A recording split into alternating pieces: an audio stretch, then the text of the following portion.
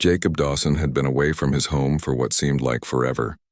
The cowboy had spent years working on various ranches, pushing cattle through miles of dust and land, always chasing after the promise of a better life.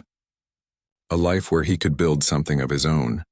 His father had taught him that the land would never fail him, and Jacob had believed it. But as he made his way back to his ranch, the feeling of loneliness was never far behind. The town had changed since he left.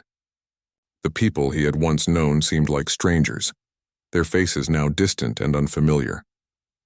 The old wooden buildings along the main street still stood, though a few had begun to show signs of wear. A feeling of emptiness lingered in the air, as if the town was waiting for something it wasn't sure it would ever get. Jacob rode his horse through the front gate of his ranch, his eyes scanning the land he had once worked so tirelessly to develop. His home, built with his own hands, stood just beyond the fields, the smoke from the chimney rising lazily into the sky. He had imagined this day countless times, the moment when he would finally return to the place he had left behind. But now, standing there on his land, he couldn't help but feel a sense of unease. His boots kicked up dust as he walked toward the front door. Everything seemed so still, almost too still. The wind barely stirred the trees, and the usual chirping of the birds was missing. The only sound was the rhythmic creak of the old wooden gate as it swayed in the breeze. Jacob's hand rested on the door handle as he took a deep breath, preparing to enter the home that had once been his sanctuary. The door creaked open slowly, and Jacob stepped inside, expecting the familiar smell of his old home: wood, leather, and the faint scent of the firewood he had burned in the fireplace. But instead, something was different. There was a new scent in the air, one that Jacob couldn't place. It was soft, almost floral, and mixed with something earthy. It was the kind of smell that immediately made his mind wander to thoughts of nature, of distant places and forgotten memories. And then he saw her. At first, Jacob thought he had walked into the wrong room. The sight before him was one he hadn't expected, couldn't have prepared for. There on his bed was a woman, an Apache woman. She lay there as if she belonged, her head resting on the pillow, her long hair spilling out across the sheets. She looked peaceful, as if she had been waiting for him, though Jacob couldn't figure out why or how. His mind raced. Was this some kind of mistake? He stepped back toward the door, his hand brushing the frame, unsure of what to do. He had seen women in the towns he passed through, but never like this. This woman was different, strong, poised, and unafraid. There was no panic in her eyes as she turned her head toward him. Instead, there was a calmness that was almost unsettling. The woman didn't sit up or speak immediately. She simply looked at him with a gaze that was both kind and unyielding. Her skin was smooth, a warm tan that spoke of a life spent under the open sky. She wore a simple dress, unlike the elaborate garments he had seen some women wear in the nearby towns. Her dress was practical yet elegant in its own right, adorned with beads and feathers that reminded Jacob of the native people he had heard of, but never really encountered. Jacob's voice broke the silence, though it was rough with confusion. "Who are you?" he asked, his words carrying more surprise than anger. The woman didn't seem startled by his question. Instead, she answered in a soft but clear voice, "My name is Ayana. I was told I could find shelter here." Jacob's mind struggled to catch up. Shelter, here? He didn't know any women by that name, let alone one who would end up in his bed. The questions tumbled out faster than he could process them. How did she get here? Who told her to come? And most importantly, why was she here? "I'm sorry," Jacob said, still unsure of what was happening. "I don't know what you mean. This is my home." Ayana's gaze softened, and she sat up slowly, her movements graceful but filled with purpose. "I know this is your home," she replied. "I've come seeking refuge. I've been told that you could help me." Jacob blinked in confusion. Refuge? What was she talking about? He had never seen this woman in his life, yet here she was, claiming to have been sent by someone he didn't know. The situation felt surreal, like something out of one of the stories the old men at the saloon liked to tell. For a long moment, Jacob stood frozen, not knowing how to respond. He wasn't used to having his space invaded, especially by a complete stranger. But there was something about the way Ayana looked at him, something that made him pause. There was no fear in her eyes, no desperation. It was as if she had simply arrived and expected nothing more than for him to listen. After a long silence, Jacob finally spoke again, this time more gently. Who sent you here? His voice wasn't as harsh as before, but it still held the weight of his confusion. Ayana took a deep breath, her eyes never leaving his. A friend, she said softly. Someone who knew you. Someone who knew this was the place I could be safe. Jacob still didn't understand. What kind of friend? Who would send an Apache woman to a ranch like his? The questions piled up in his mind, but before he could voice them, Ayana continued. I know this must be strange for you, she said, her voice steady, but I've nowhere else to go. I was told you wouldn't turn me away. The quiet strength in her voice caught Jacob off guard. He had spent his life avoiding complications, keeping to himself, working the land. But here, in his own home, was someone who had just walked into his life without asking for permission. And yet there was no malice in her words, no hostility in her presence, just calm, quiet resolve. Jacob stood there for a long moment, his heart racing as he processed everything. He had never been one for making rash decisions, but something told him that this was not an ordinary moment. Something inside him knew that his life, the life he had built on this land, was about to change forever. I'll help you, he said finally, his voice low and reluctant but firm. But we'll need to talk more about this. You can stay here for now. Ayana nodded, a look of gratitude washing over her face. She had found safety, even if only for the time being. Jacob didn't know it yet, but this was just the beginning of a journey neither of them had expected. As Jacob stepped back out into the fading light of the evening, the reality of the situation settled in. He had made a decision, one that would change everything. His life would never be the same. No matter what came next, he knew one thing for sure. He couldn't turn back now. The days that followed were a mix of confusion and quiet understanding.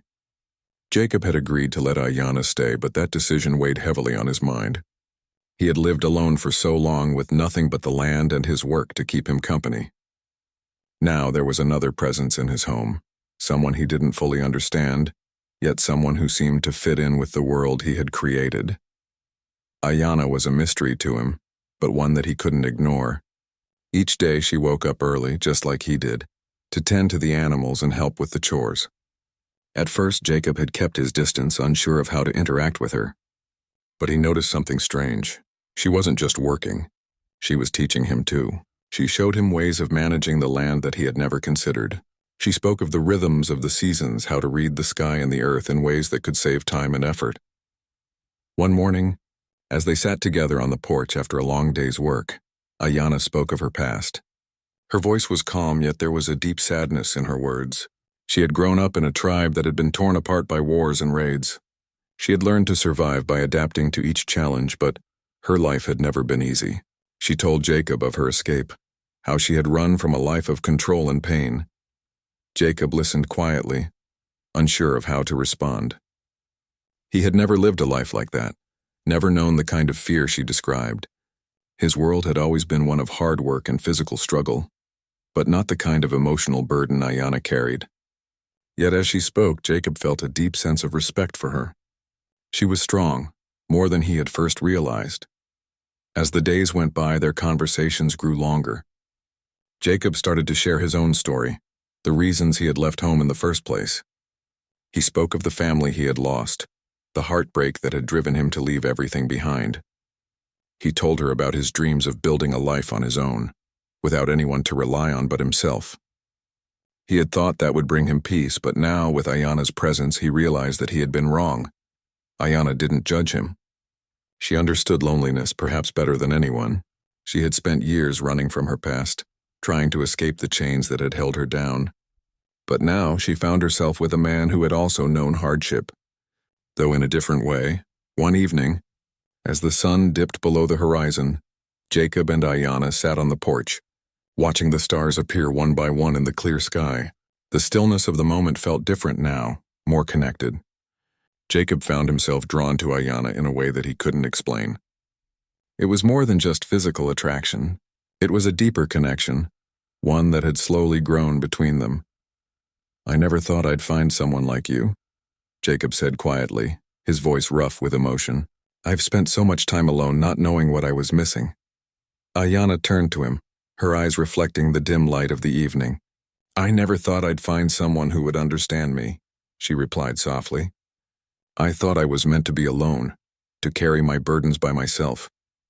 They sat in silence for a while, each lost in their own thoughts. Jacob could feel the weight of their shared experiences. Ayanna had taught him so much, not just about the land, but about life itself. He had always thought of himself as self-sufficient, but now he realized that even the strongest people needed help sometimes. And maybe, just maybe, he had found that help in Ayanna. But not everyone in the town felt the same way. Jacob had been warned by some of the older men that taking in an Apache woman wasn't a good idea. The town was small, and its people held tight to their traditions. They didn't understand the need for change, for breaking the old boundaries. When Jacob went into town to sell cattle, he noticed the glances, the whispers. It wasn't long before a group of men approached him. They told him that Ayanna had no place in their town, that she was a danger, a reminder of the things they had fought to keep away. Jacob could feel the tension rising as the men surrounded him. He had heard their words before in the saloon and on the street corners. They didn't want an outsider, especially one who came from a people they had been taught to fear. "You're making a mistake, Jacob," one of the men, Henry, said with a cold sneer. "She's nothing but trouble. You'll regret this." Jacob's fists clenched at his sides, but he didn't respond immediately. He knew they weren't going to change their minds, but he also knew he wasn't going to back down. "She's staying here, and I don't want to hear another word about it," Jacob said firmly, his voice steady. He wasn't looking for a fight, but he wasn't going to let anyone tell him how to live his life either. The men stared at him for a long moment, and then, with grumbles of discontent, they turned and walked away. Jacob stood there, his heart racing, but he knew this wasn't over. He had made a stand, and now he would have to deal with the consequences. Later that night, Ayanna asked about what had happened in town. Jacob didn't sugarcoat the truth. He told her about the men's words, about the way they looked at her. Ayanna's face remained calm, but Jacob could see the sadness in her eyes. She had known this would happen. She had been an outsider for most of her life, and now, even in this new place, she was still the same. "I'm sorry you have to deal with this," Jacob said, his voice filled with regret. Ayanna shook her head, a small smile tugging at her lips. "It's not your fault. It's just the way things are." Jacob wished he could say more, but he didn't know how to fix the world they were living in. He didn't know how to change the hearts of the people who had already made up their minds. But he knew one thing for sure. He would protect Ayanna no matter what. As the days passed, the tension in the town continued to grow. Jacob could feel it in the way people avoided him, in the way the atmosphere seemed to shift whenever he entered the saloon or the general store. But no matter what, he stood by his decision. Ayanna had become a part of his life, and no amount of prejudice or fear would change that. One evening, as they worked together in the barn, Jacob stopped for a moment and looked at Ayanna. He saw the weariness in her eyes, the quiet strength that she carried with her every day. He had always admired her courage, but now he realized just how much it had taken for her to survive, and he knew that he couldn't let her face the world alone anymore. "We'll make it through this," Jacob said, more to himself than to Ayanna. Together, Ayanna looked at him, her eyes filled with gratitude. For the first time in a long while, Jacob felt like he wasn't alone in the world. The bond between them had grown stronger, and no matter what challenges lay ahead, they would face them together.